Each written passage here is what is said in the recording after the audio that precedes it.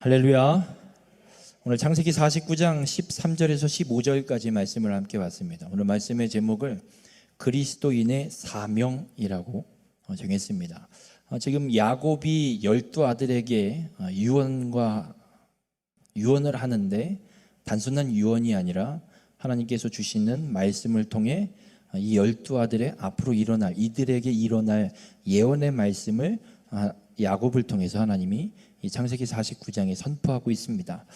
2주를 쉬었다가 말씀을 또 전하게 돼서 유다 지파를 통해서 하나님이 메시아를 이 땅에 보내셨습니다. 그래서 유다에 대한 예언의 선언을 하고 나서 오늘 유다 이후로 시작되는 사람이 바로 스불론과 이사갈에 대한 이야기입니다.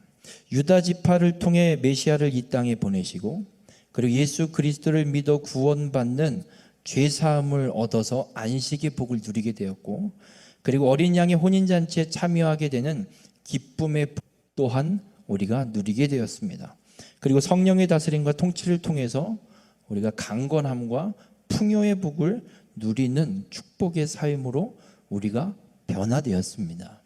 그러면 그리스도를 통해 복을 받은 우리의 삶은 복을 받은 것으로 끝나는 것이 아니라 사명의 자리로 나가야 됨을 오늘 이 스불론과 이사갈을 통해 이 예언의 말씀을 통해 우리에게 선포해 주고 있습니다. 우리 모든 성도님들 오늘 말씀을 통해서 예수 그리스도를 믿어 구원받은 그리스도인의 사명이 무엇인지를 깨달으시고 그 사명 또한 능히 감당하는 귀한 축복의 삶이 되시길 주님의 이름으로 축원합니다. 이 창세기 49장과 짝을 이루는 말씀이 하나 더 있습니다. 신명기 33장에 보면 모세가 이제 애굽을 떠나와서 가나안 땅에 들어갈 출애굽 2세대를 향해서 이 야곱이 12아들에게 예언한 것처럼 모세도 12지파를 향한 예언의 말씀을 이 신명기 33장에 함께 기록하고 있습니다. 그래서 창세기 49장을 읽어 나가다가 오늘 이 스불론과 이사갈에 대한 이 말씀처럼 도대체 이게 뭔 소리인지 헷갈리실 때는 이 신명기 33장의 말씀을 묶어서 같이 비교하면서 말씀을 보시면 이런 의미로 여기에선 이렇게 말씀을 기록해 놓고 또 신명기에서 또 이렇게 이 말씀을 해석할 수 있는 길을 열어주시는구나 깨닫게 됩니다. 이 신명기 33장 18절과 19절의 스불론과 이사갈에 대한 이야기를 할 때 스불론만 이야기하는 것이 아니라 이 둘을 묶어서 한 번에 말씀을 합니다. 신명기 33장 18절과 19절에 이렇게 기록합니다. 스불론에 대하여는 일러스되 스불론이여 너는 밖으로 나감을 기뻐하라. 이사갈이여 너는 장막에 있음을 즐거워하라.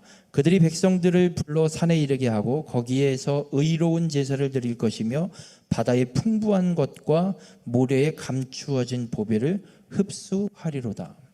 28절에서는 스불론에 대해서 이사갈에 대해서 간단하게 각각을 이야기하고 19절에서는 그들이 스불론과 이사갈을 묶어서 한 번에 그들이 행할 일들에 대해서 어떻게 이야기하냐면 백성들을 불러 산에 이르게 하고 거기에서 의로운 제사를 드릴 것이며, 스불론과 이사갈이 이 창세기 49장에 뭐 해변에 거주한다 그러고 양 우리 사이에 꿇어 앉은 건장한 나귀 같다 이렇게 이야기하는데 어쨌든 저쨌든 간에 이 스불론과 이사갈이 둘이가 공통적으로 함께 행하게 될 일은 백성들을 불러 산에 이르게 하고 그 산에서 의로운 제사를 드리도록 이 스불론과 이사갈이 그 일을 감당하게 될 것이다 말씀하고 있습니다.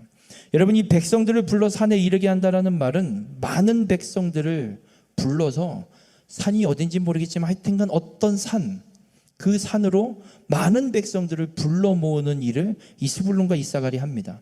그래서 이 산은 어떤 산이냐? 하나님의 성전이 있는 산. 지금으로 이야기하면 교회를 의미할 수 있습니다. 그래서 이 스불론과 이사갈이 하는 일은 많은 백성들을 불러서 하나님의 성전이 있는 곳으로 오게 하고 그곳에서 함께 의로운 제사, 하나님이 받으시기에 합당한 예배를 드리게 할 것이다 라는 말씀을 이 신명기서에서 하고 있습니다. 스불론과 이사갈에 대한 이야기가 유다 다음으로 기록되고 있습니다. 왜 하필이면 유다 다음으로 기록할까? 그리스도를 이 땅에 보내셔서 그리스도를 통해 구원받은 자들이 앞으로 행해야 될 혹은 누리게 될 축복에 대한 말씀을 이 유다 이후로 남은 8명의 아들들에게 예언의 말씀을 통해서 우리에게 동일하게 주시고 있는 말씀입니다. 우리 모든 성도님들, 복음을 만난 이들이 해야 될 일은 나가서 복음을 전하고 많은 백성을 교회로 불러 모아서 그 교회에서 의로운 제사, 하나님이 기뻐 받으시는 예배를 드리게 하는 것, 이것이 복음을 만나 구원받은 그리스도인이 행해야 될 일임을 믿으시길 주님의 이름으로 축원합니다. 그리고 나서 또 어떤 말씀을 하느냐? 의로운 제사를 드릴 것이며 바다의 풍부한 것과 모래에 감추어진 보배를 흡수하리로다. 바다는 통상 세상을 의미합니다. 다니엘서나 요한계시록을 읽어보시면 바다에서 적그리스도 혹은 세상의 권세를 가진 자들이 일어날 때 바다에서 일어난다라는 표현을 성경에서 하고 있습니다. 그래서 바다에서 이 바다의 풍부한 것, 그럼 세상에 풍부한 건 뭘까요? 믿지 않는 사람이 세상에 풍부합니다. 예수 그리스도를 모르는 사람들, 믿지 않는 자들이 세상에 풍부합니다. 그 세상에 풍부하게 믿지 않는 그들, 감추어진 보배, 예수 그리스도를 믿어 구원받기를 간절히 기다리고 있는 그 세상에 있는 자들을 복음을 전하고 그들이 예수 그리스도를 믿어 구원받은 자로 하나님의 전에 나와서 함께 예배하는 일, 이 일을 감당할 것이 스불론과 이사갈이 감당할 것임을 우리에게 말씀해 주고 있습니다. 우리 모든 성도님들, 복음을 가진 자는 그 복음을 갖고만 살아가지 않습니다. 복음을 가진 자는 나가서 복음을 무조건 전할 수밖에 없습니다.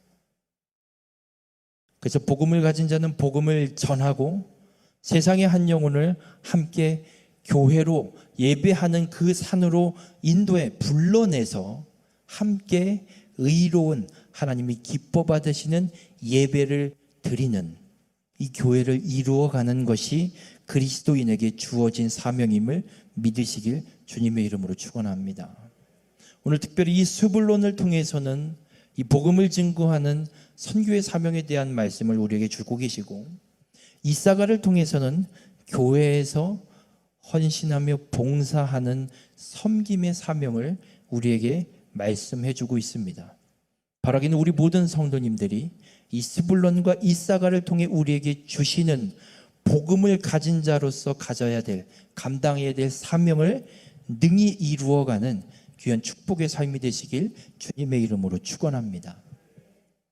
신명기 33장 18절에 스불론에 대해서 이런 말씀을 합니다. 너는 밖으로 나감을 기뻐하라. 혹시 여기 밖에 나가 돌아다니는 게 좋으신 분 계십니까? 저희 집에 한 분 있습니다. 집에 있는 걸 되게 싫어합니다. 저는 집에 있는 게 좋습니다. 스불론에 대해서도 그렇게 말씀합니다. 밖으로 나감을 기뻐하라. 그럼 뭐 집 다 내팽개치고 나가서 살란 얘기인가? 여러분, 스불론이 밖으로 나가는 걸 기뻐한다는 이야기를 좀 해석하려면 오늘 읽은 본문 13절에 보면 스불론에 대해 이렇게 말씀합니다. 해변에 거주하리니 그것은 배 매는 해변이라 그의 경계가 시돈까지로다. 이 말씀만 보면 스불론은 어느 동네에 살아야 될까요? 1번 농촌, 2번 어촌, 3번 산촌. 몇 번일 것 같습니까? 2번 어촌일 것 같죠? 어딘지 보여드리겠습니다. 지도를 좀 띄워주실래요? 저 가운데 노란 게 스불론입니다. 갈릴리 호수도 안 붙어 있고요. 지중해 바다도 안 붙어 있습니다. 글씨가 좀 작아서 안 보이시죠? 가운데 노란 게 스불론이구나, 그렇게 보시면 돼요. 그 아래쪽으로 분홍색이 이사갈. 두 지파가 저렇게 땅을 분배받습니다. 여러분, 스불론은 해변가에 있지 않습니다. 그런데 오늘 야곱을 통해서 이 스불론에게 주어지는 선포, 베매는 해변. 이 베매는 해변이라는 말을 원어를 좀 직역을 해보면 이렇게 해석을 할 수 있습니다. 베매는 해변을 향해. 그리고 그의 경계가 시돈까지로다. 시돈은 어디냐면요, 저 지도 맨 꼭대기에 보면 잘 안 보이시겠지만 검은 점 하나 있습니다. 지중해와 분홍색 육지 사이에 제일 꼭대기 한가운데, 스불론에서 시돈까지 전혀 관계가 없습니다. 그런데 성경은 그의 경계가 시돈까지라. 그의 경계가 시돈까지 가려면요, 아셀지파의 땅을 다 뺏어 먹어야 돼요. 성경과 전혀 다른, 창세기 49장 13절에 기록되어 있는 말씀과는 전혀 다른 곳에서 스불론이 살고 있습니다. 스불론이 어떤 일을 하게 되냐면, 스불론 지파가 이 내륙 땅을 분배받았지만 저 시돈 땅까지 올라가 갔고요, 저 항구를 통해서 무역과 상업을 하는 일을 이 스불론 지파 후손들이 하게 된다는 기록들이 있습니다. 안 이루어진 게 아니에요. 그러니까 해변 땅이 아니지만 베매는 해변을 향해. 그러니까 베매는 해변, 항구겠죠. 그 항구가 있는 땅을 향해 그들이 밖으로 나가는 걸 기뻐할 것이다. 여러분, 스불론 지파는 이 시돈 항구를 통해서 세상 밖으로 나갈 겁니다. 왜 나가느냐? 신명기 33장 19절에 기록하고 있는 것처럼 백성들을 불러 산에 모으기 위해서, 그들을 불러 모아 함께 의로운 제사, 온전한 예배를 드리기 위해서 세상에 나가, 항구를 통해 나가 복음을 전하는 일을 이 스불론이 감당할 것이다라는 이야기를 하고 있습니다. 우리 모든 성도님들, 복음을 만나서, 예수 그리스도를 만나서 구원받은 그리스도인은 세상에 나가서 복음을 증거해야 됨을 믿으시길 주님의 이름으로 축원합니다. 기도 내려주세요. 그럼 복음을 전하는 일, 하나님께서 아브라함에게 하신 약속이 창세기 12장 1절부터 기록이 되어 있습니다. 아브라함에게 약속하신, 그 하나님이 아브라함에게 12장에서 약속하신 복을 세분화하면 7가지를 이야기할 수 있습니다. 근데 그 중에 가장 중요한 3가지가 있습니다. 4가지는 그냥 아브라함 개인에게, 아브라함에게 주는 복의 선언이고, 아브라함, 이삭, 야곱을 통해 그 후손까지 주어지는 약속이 3가지가 있습니다. 어떤 것이냐면 창세기 12장 1절에 내가 내게 보여줄 땅으로 가라. 이 땅을 하나님이 약속하십니다. 아브라함은요, 땅 얼마 못 밟습니다. 조금 산 거밖에 없어요. 이 민족에게, 이 후손들에게 가나안 땅 전체를 주시는 약속을 하나님이 성취해내십니다. 2절에는 이렇게 말씀합니다. 내가 너로 큰 민족을 이루고. 아브라함은 딸랑 아들 하나 낳습니다. 무슨 큰 민족을 이룹니까? 아브라함이 본 건 아브라함, 이삭, 야곱, 쌍둥이 손주까지만 보고 죽습니다. 아브라함은 그까지밖에 못 봐요. 자기 후손 아들, 쌍둥이 손자 셋 보고 죽습니다. 그런데 무슨 큰 민족을 이룹니까? 그런데 큰 민족을 하나님이 그 후손을 통해 이루셨습니다. 그리고 3번째 약속이 창세기 12장 3절에 땅의 모든 족속이 너로 말미암아 복을 얻을 것이라.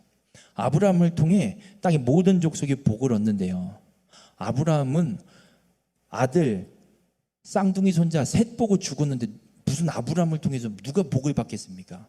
그런데 하나님이 어떻게 하시느냐? 아브라함의 후손 다윗의 자손으로 예수 그리스도를 이 땅에 보내셔서 예수 그리스도를 믿기만 하면 누구든지 죄사함을 받고 구원받는 복을 얻도록 아브라함을 통해 하나님이 그 약속을 성취하십니다. 그런데 그 약속은 아직 완성되지 않았습니다.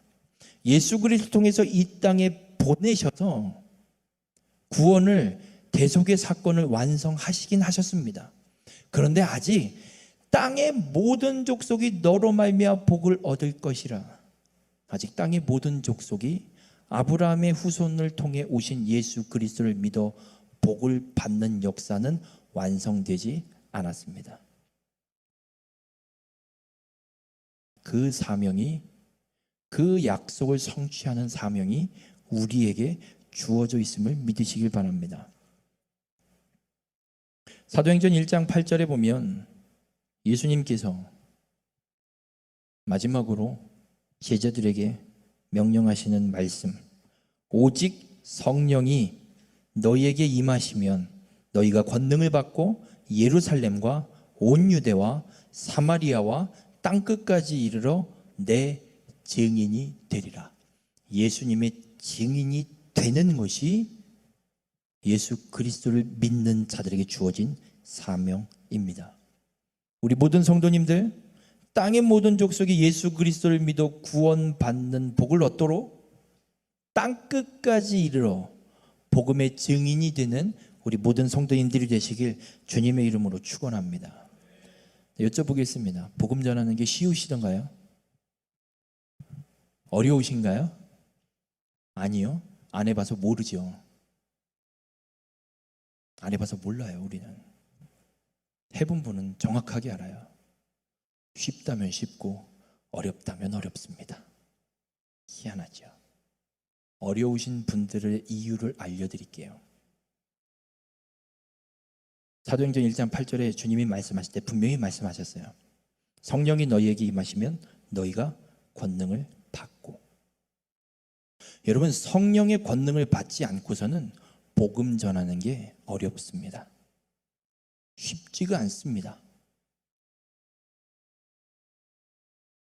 말이 안 떨어집니다. 무슨 말을 해야 될지 모르겠습니다. 제가 20살 때 전라도 강진에 가고 점심도 안 먹고 걸어서 아침부터 오후 4시까지 걸어 본거지까지 중앙 캠프까지 가야 되는 거지 전도 여행을 했습니다.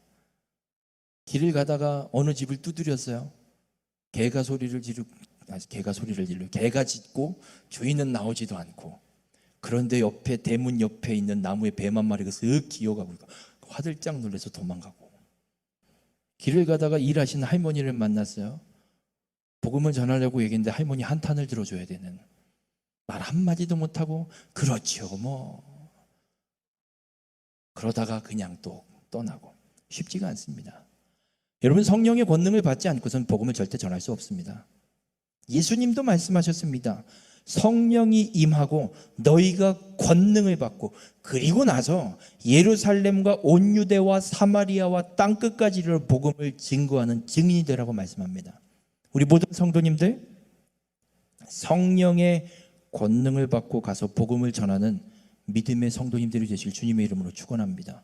여러분, 예수님도 그냥 하시지 않았습니다. 예수님의 공생의 시작, 세례 요한한테 세례를 받으실 때 성령이 비둘기같이 예수님에게 임하십니다. 그리고 예수님이 성령의 권능을 받고 성령의 역사가 나타나십니다.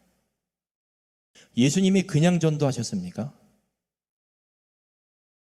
예수님이 아무 역사도 안 일으키시고 말씀만 전하셨습니까? 예수님이 하신 방법은요, 일단 고쳤습니다. 병자를 고쳤어요. 고치니까 모여들고, 예수님, 우리는 왜 귀신을 왜 못 쫓아내죠? 기도회에는 이런 유가 나가지 못한다. 귀신 내쫓아 주시고 말씀하시는 거예요. 우리 모든 성도님들, 성령의 권능을 받으시고 성령의 역사를 나타내시며 복음을 증거하는 축복의 삶이 되시길 주님의 이름으로 축원합니다. 우리에게 주어진 사명이 그거예요. 예수 그리스도를 믿어 구원받은 우리의 사명은 믿음 잘 지키다가 나 혼자 천국 가는 게 아니라 땅의 모든 족속이 예수 그리스도를 믿어 구원받는 복을 얻는 일을 감당하는 겁니다. 마가복음 16장 15절에 예수님이 이렇게 말씀합니다. 너희는 온 천하에 다니며 만민에게 복음을 전파하라.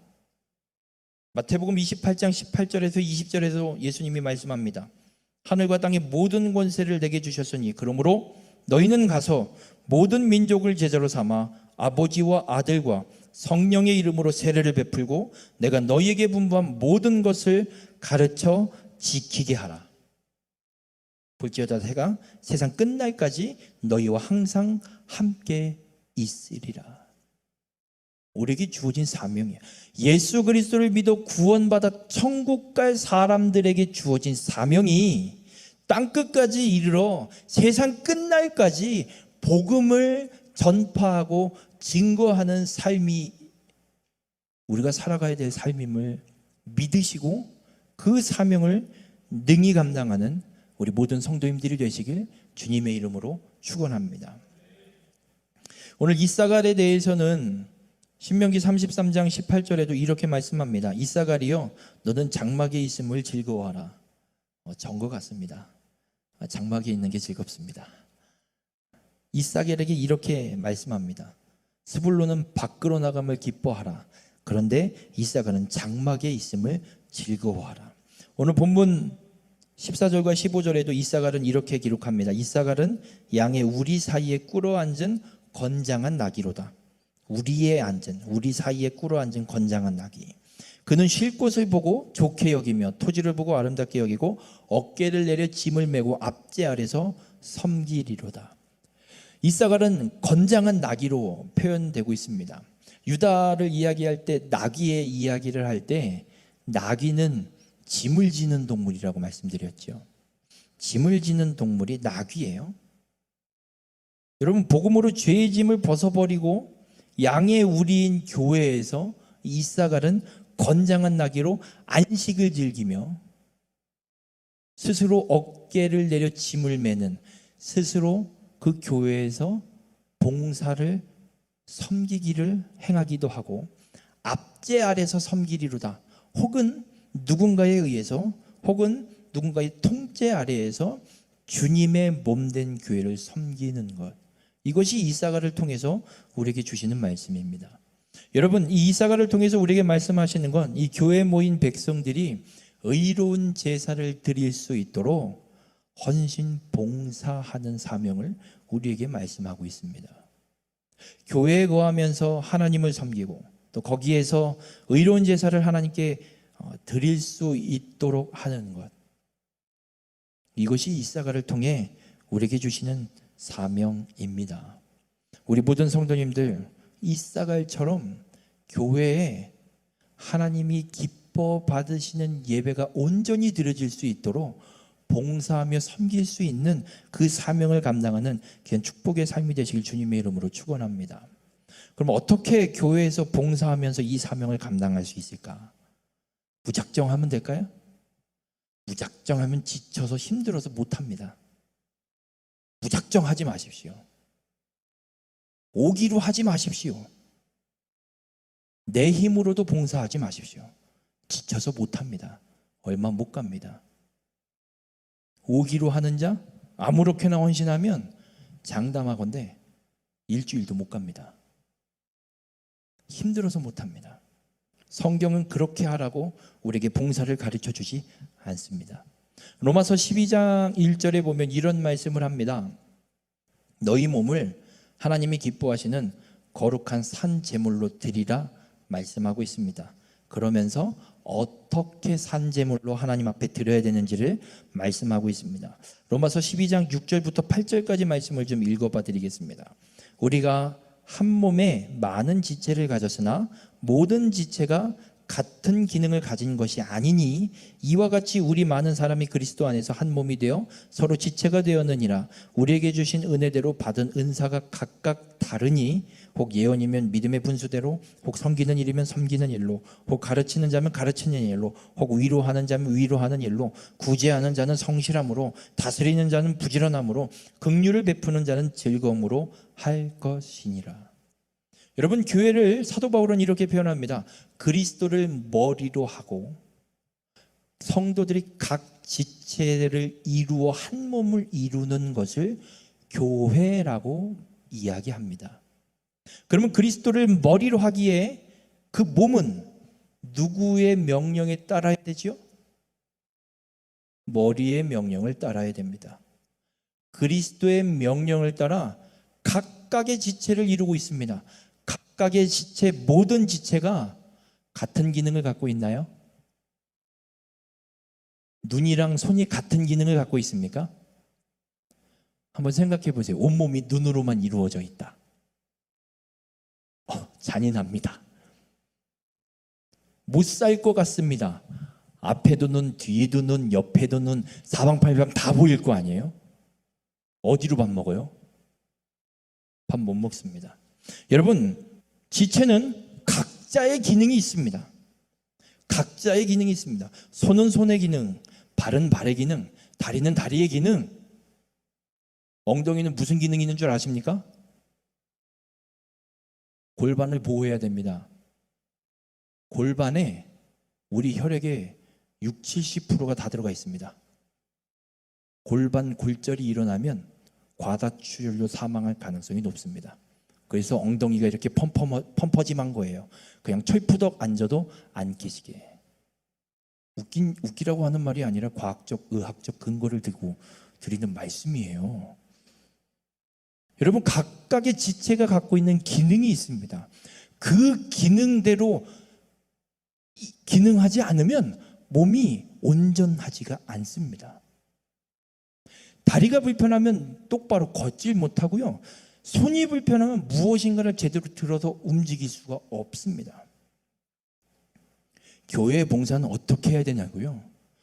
내게 맡겨진 내가 어느 지체를 감당하는 것인지를 알고 그 감당해야 될 일을 봉사하고 섬기는 것, 이것이 교회에서 온전히 주의 말씀대로 섬기며 봉사하는 것입니다.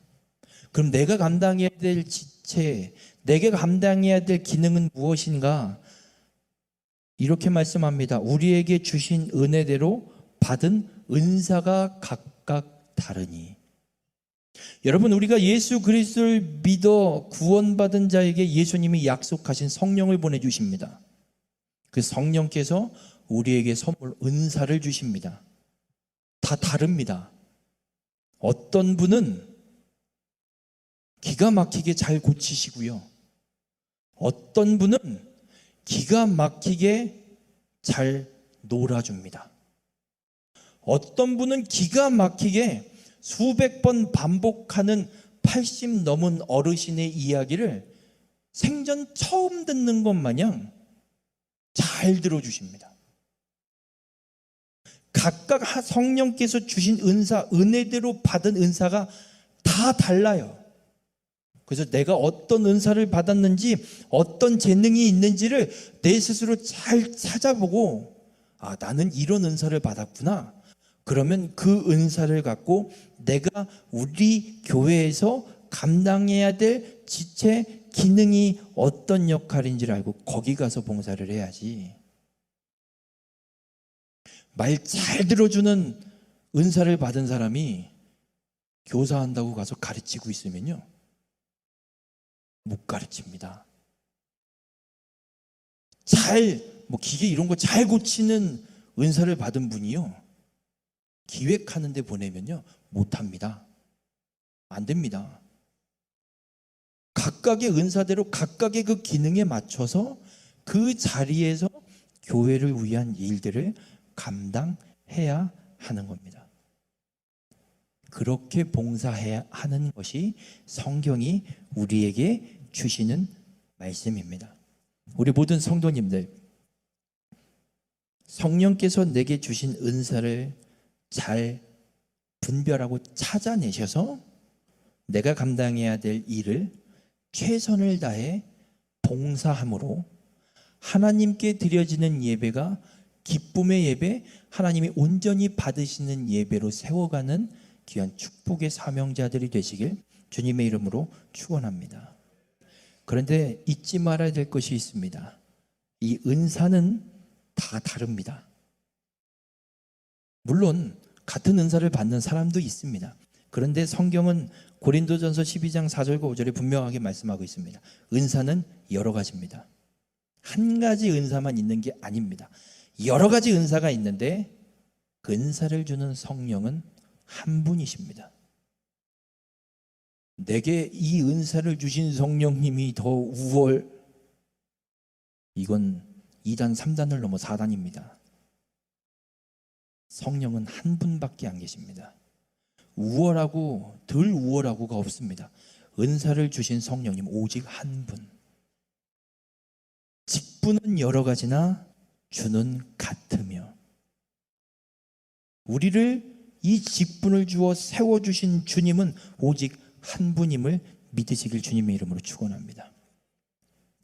내게 이 은사를 주시고 저분에겐 저 은사를 주시고 요분에겐 요 은사를 주셔서 서로 다른 것이 아니라 한 성령님께서 주시고 한 주님께서 주셔서 온전한 한 몸을 이루도록 우리에게 주셨음을 믿으시길 바랍니다. 왜 성령께서 우리에게 이 은사를 주시느냐? 자랑하라고 주시는 게 아닙니다. 고린도전서 12장 7절에 각 사람에게 성령을 나타내심은 유익하게 하려 하심이라. 성령의 은사를 우리에게 주신 건 교회 공동체가 유익하게 하려고. 여러분, 내가 무엇인가 봉사를 하려고 했는데 교회에 유익이 안 되면 하지 마십시오. 안 하는 게 맞습니다. 왜냐? 성령께서 내게 은사를 주신 이유는, 성령을 내게 은사를 주셔서 나타내신 이유는 유익하게 하려고 은사를 주셔서 성령을 나타내시는 거예요.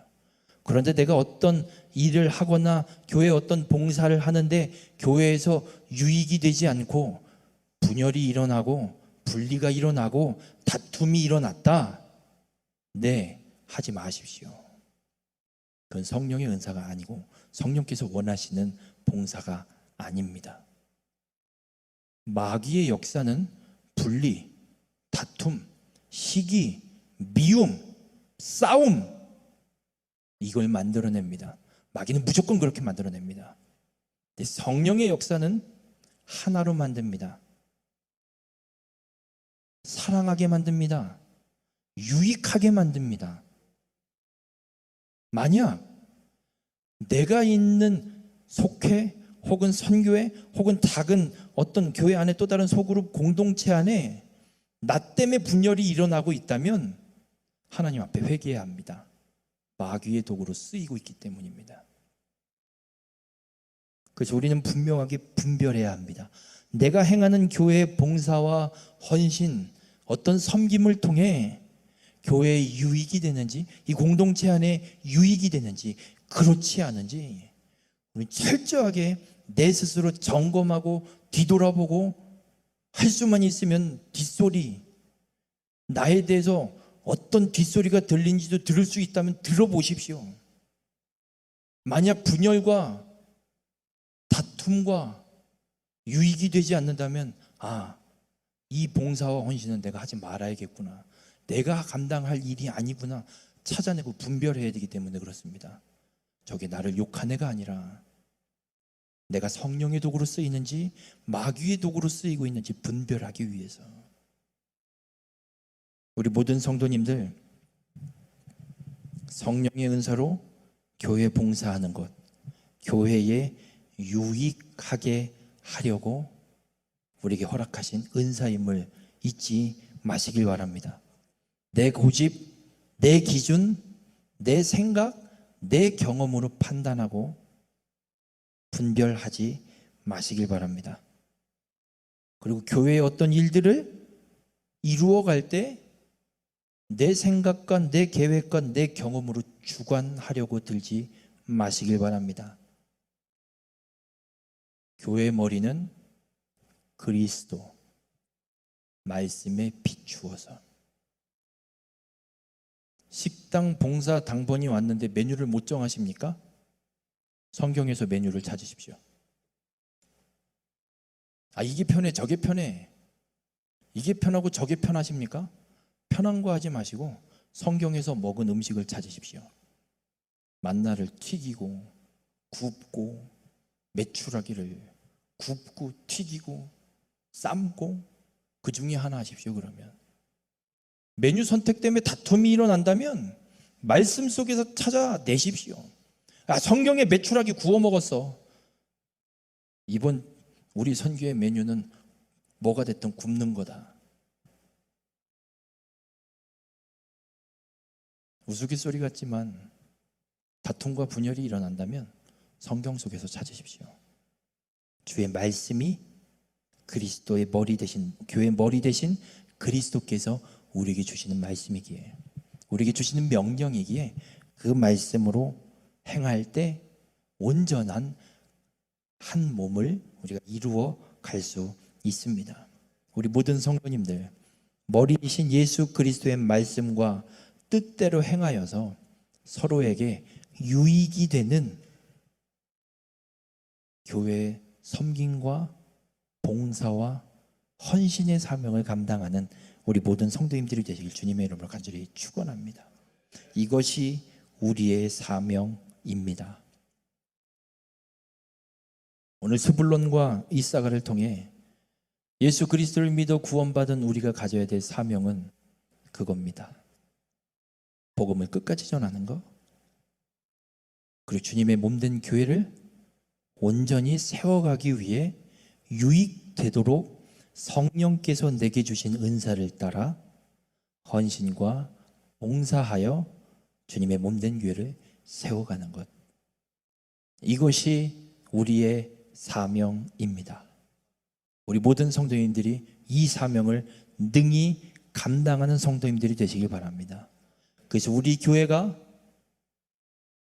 밖으로 나가 세계 곳곳 열방에 복음을 전하는 사명을 감당하는 교회, 세상의 수많은 백성을 불러 모아 하나님이 기뻐 받으시는 의로운 제사, 의로운 예배, 하나님이 기뻐 받으시는 예배를 온전히 올려드리는 교회, 이 사명을 능히 감당하는 주님의 몸된 교회를 온전히 이루어가는 축복의 교회가 되길 주님의 이름으로 축원합니다.